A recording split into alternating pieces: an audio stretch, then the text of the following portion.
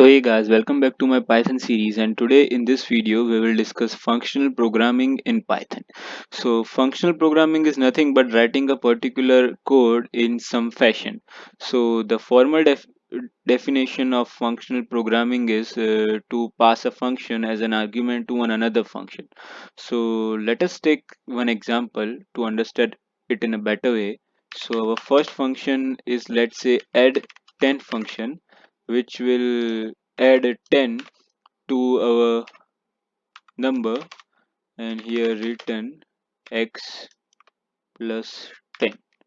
So this is our first function which will add 10 to any number, and let our second function be the twice function, which will twice any particular function present inside it. So here inside the parameters of our twice function, let us type our function. Here our first argument will be the function itself, and the second will be the argument of that function. So what this twice function will do is it will just execute the function twice present inside it, and it will just return function gain function and argument here. So this is our two function, and now let us print something here twice. Here inside the twice, our first argument will be the function itself, let it be at 10, and the second will be the argument, and let it be, let's say, 10. And if I just hit the buttons for the output, you can see 30 is printed.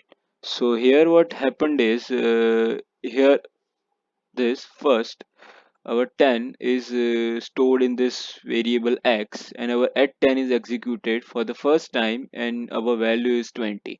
Our this value 20 is then again passed to this our twice function, uh, and hence again our value is added by 10, so our final value is 30.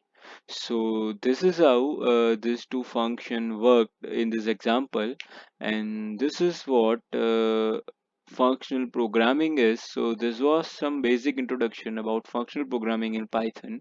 So if you have any doubt or question regarding it, you can ask me in the comment section. I will be there to help you.